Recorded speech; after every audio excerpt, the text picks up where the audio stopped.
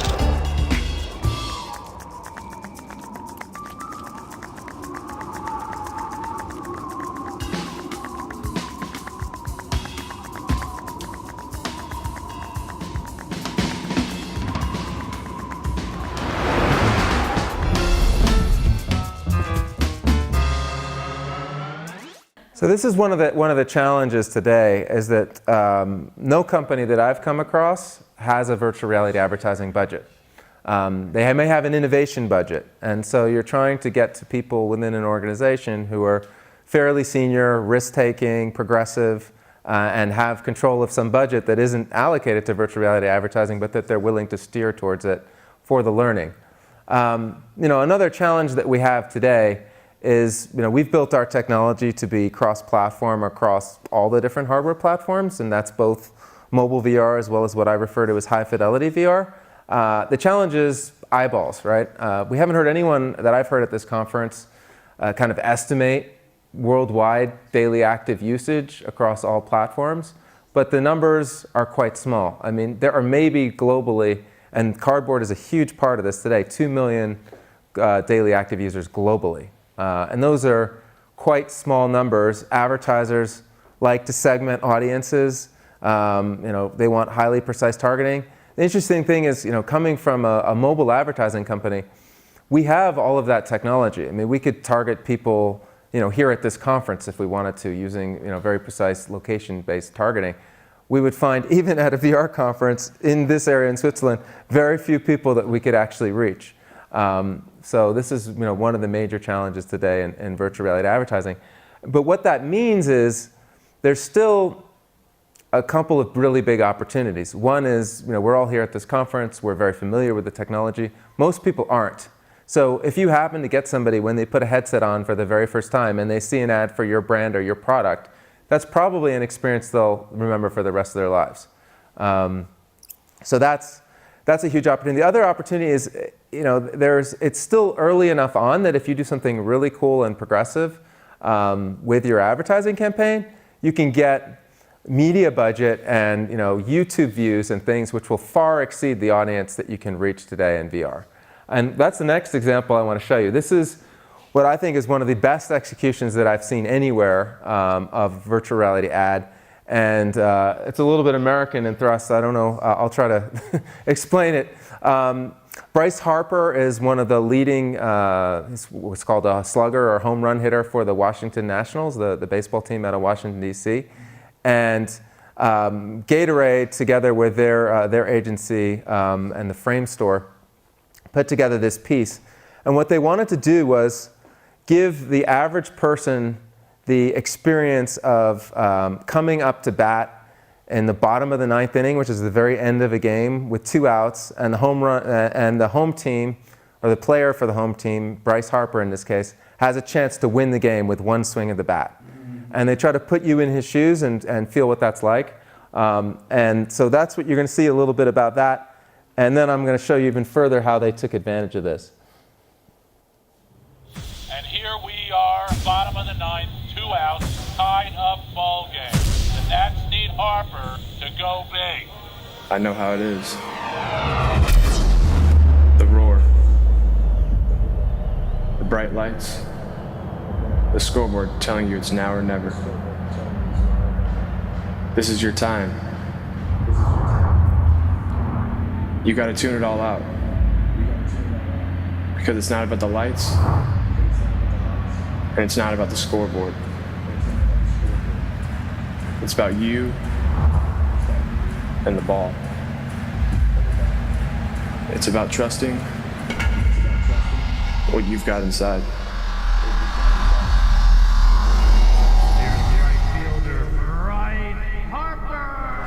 So this is a video of what the experience looked like, but it was actually a game where you could put the headset on and see what you're seeing now. Oh, there again. There you go. One more time.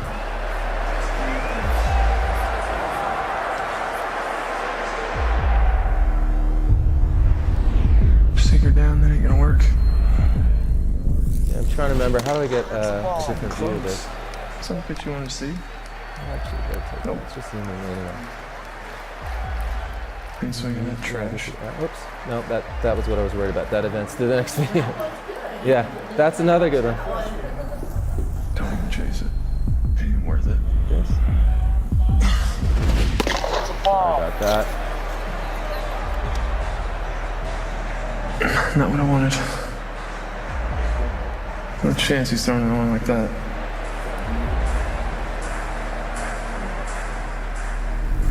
Curveball.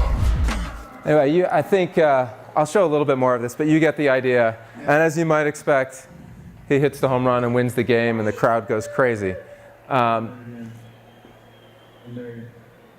you want to see any more of this, or should I fast forward? Skip to the next thing? Yeah? Okay. You get the idea. So the really smart thing that they did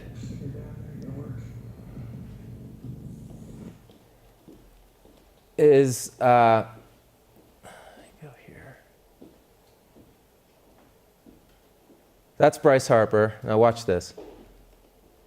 Oh, where's my sound? There. So what you see here is they went to, again, this is in the Washington, D.C. They found what's Little League, which are young people who play baseball. And they had Bryce Harper come to a game or a practice where they were showing this virtual reality experience. Of course, none of the players, they all had headsets on, so they had no idea he was coming. They had them watch these, and then I'll show you what happens.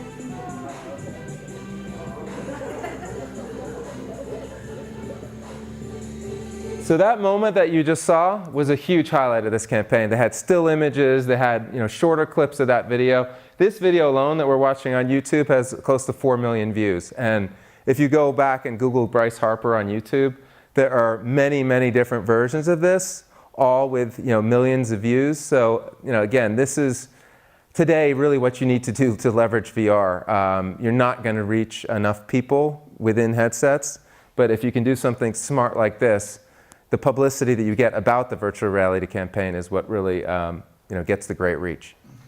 Can I ask a question? Sure. You know how now, before, there were not advertisements all over Facebook and Snapchat and all this, well, Instagram and all that. Yeah. Actually, well, there are ads on Instagram. So couldn't you see that if this goggle tool is used for video games or whatever, will they have the right that before you start the video game, the opening will have an advertisement in it?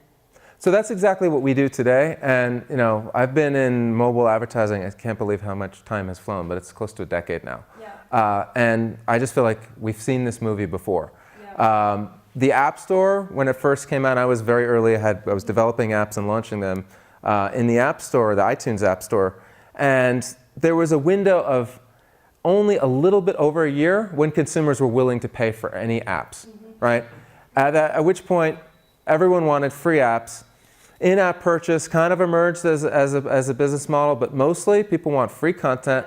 And app developers, it's expensive. I mean, virtual reality is particularly expensive to develop, but just building a mobile app is expensive. People need to eat, and advertising is really the only way when consumers refuse to pay for content. Yeah, that's right. Any other questions?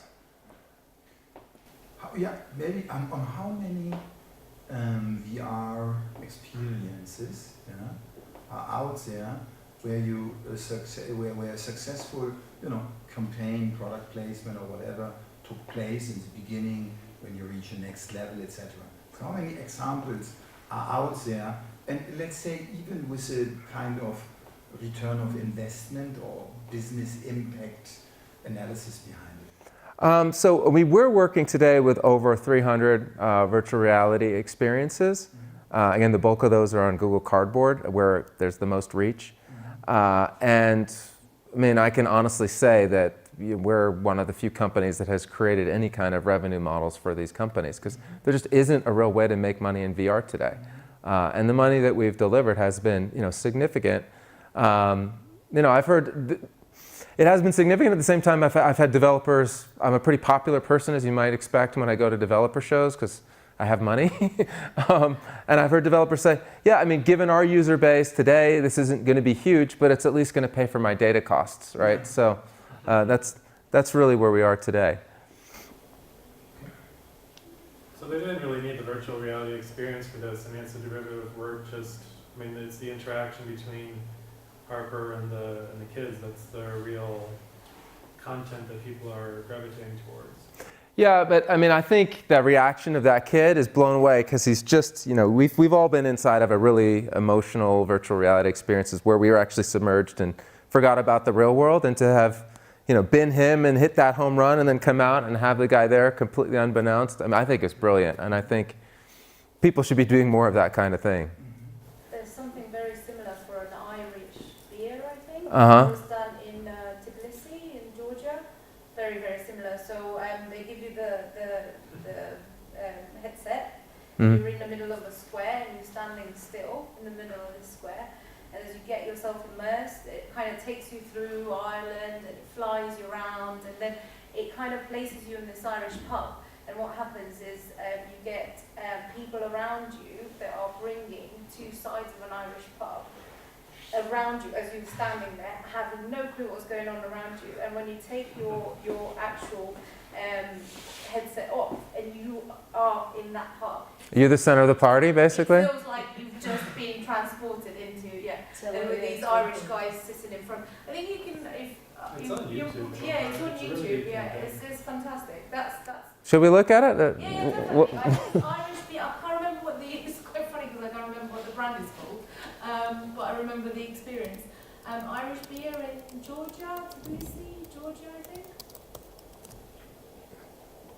Oh yeah, that's the one. That's it? Yeah, that's it. Yeah, What's it's it called? fantastic. It's just so well made. And this is a good experiential advertising with VR example, I'd say.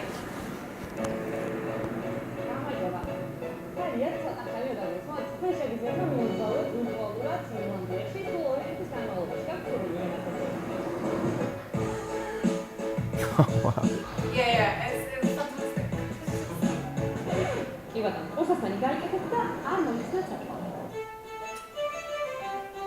How many views? Oh, quite a lot actually on YouTube. Again, it's for the VR stunt of it. The other thing, and I just realized The VR. I forgot to bring my examples. I brought them all the way from the US and left them in the hotel. This is nice. It's Google Cardboard, branded cardboard. A lot of times you need to We use just, a lot of branding. yeah. Cardboard, so we're setting out some So sort say of Google it's VR and stuff. So that's basically what they're seeing inside the goggles, right? Yeah. So you're inside the app right now. It looks like that. Which I wanted to take pictures inside every experience I was in this weekend. And I was just take your Google cardboard off. Here we go.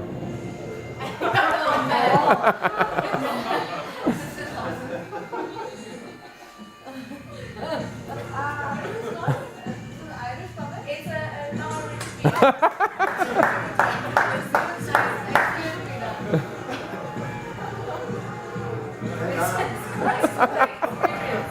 It's really good actually.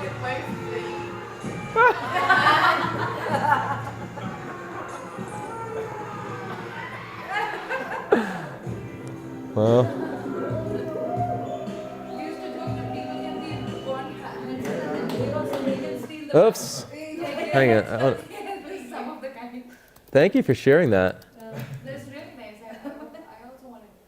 So how many, I was just curious how many views on this thing? I was on 47, 147. 147,000. So I've seen it shared around Facebook quite a Mhm. lot. So what is it? Irish beer, Old Irish, I think. Old Irish virtual. It's quite funny 'cause no one really Journey's remembers the misspelled, brand, but okay. they remember the experience in this case. And again, there are probably multiple versions of this that have been shared with more views. So Yes, exactly. yeah. But on social media, I mean, I've seen it on social media all over Twitter and Great. LinkedIn. So I have a few more examples to share. The next one, and we've got a quick preview of it.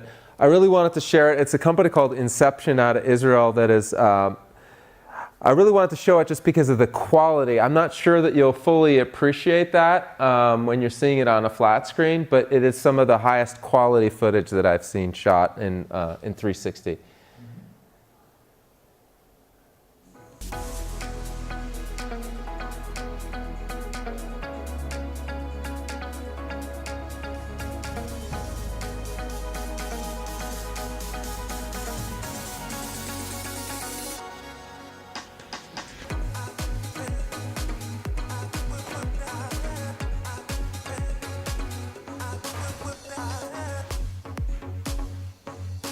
Solange. Okay. I'll just roll right into the next one. This was something that Mini did quite a while ago. It's called Backwater. And this is more along the lines of product placement, where they actually produce some episodic content with really where the Mini is a character within this episode. Very well shot. It was actually done. Do you guys know what red cameras are? They did it with an array of red cameras, so huge amounts of data that needed to be compressed and stitched in order to get this. But this is just a quick highlight of that. Listen, when we hit land, I think you should stay on. Listen, when we hit land, I think you should stay on. Hey, where are you going? What about you?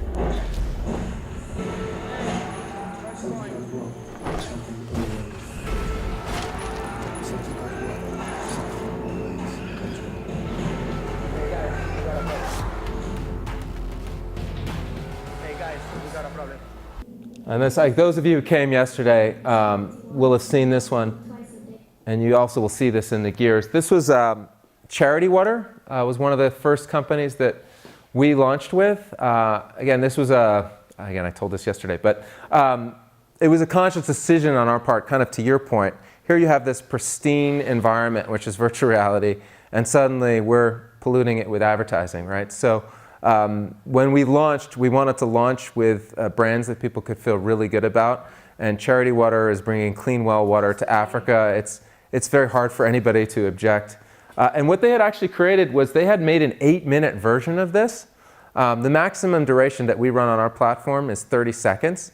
So we cut down an 8-minute experience to 30 seconds, and actually they were happier with the 30-second version that we created than the original 8-minute version that they had. So I'll show you the 30-second version. Collecting water. I have to do it twice a day to provide for my family. I guess it's actually 45. We get our water from a small pond. We share it with the animals. It smells disgusting and is full of leeches. They stay in our bodies and make us sick. My father says he heard that men are coming to drink for water. They drove all through the night to get here. Then they put these huge heavy pipes into the ground. When I woke up this morning, I was so happy because I remember the new well.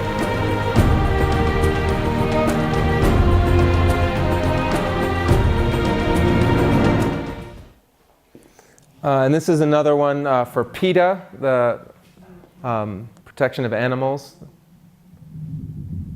They surrounded us with nets. We were terrified.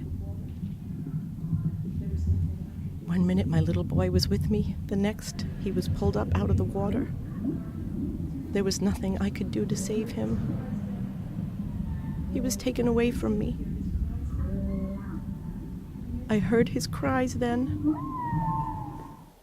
One thing I want to point out about both of those ads, aside that they're both for charities, but the use of voiceover is really important in 360 video, because how are you going to direct these? You don't know what they're looking at, so you kind of, voiceover becomes really important. On that earlier one we saw for Inception, we heard the party music. This next one kind of goes with that approach as well. Instead of voiceover, they just try to overwhelm your audio senses with loud music. And I think that's the last example I have.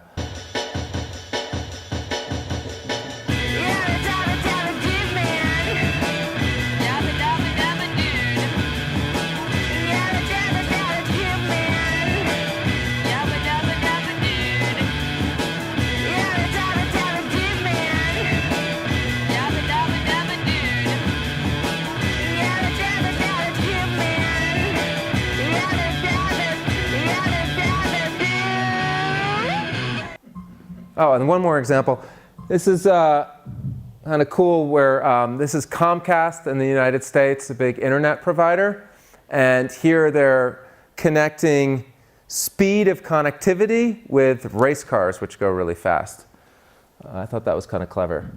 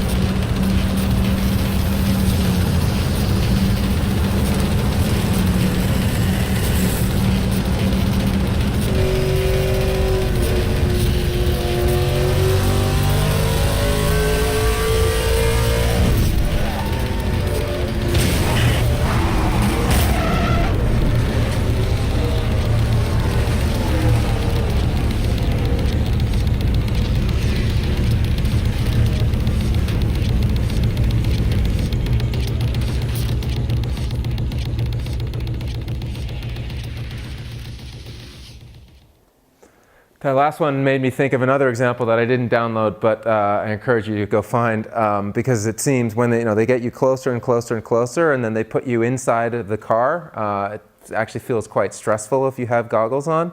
And I don't know if you heard about, there was a campaign that Degree Antiperspirant did in the United States, where they put you in a very, very stressful situation and tried to keep stressing you out, meaning that's when you would need deodorant, right, because you'd be sweating. Anyway, that's it for me in terms of things I wanted to show. I really wanted to have an opportunity to share the actual goggles with you for anybody who wants to see those.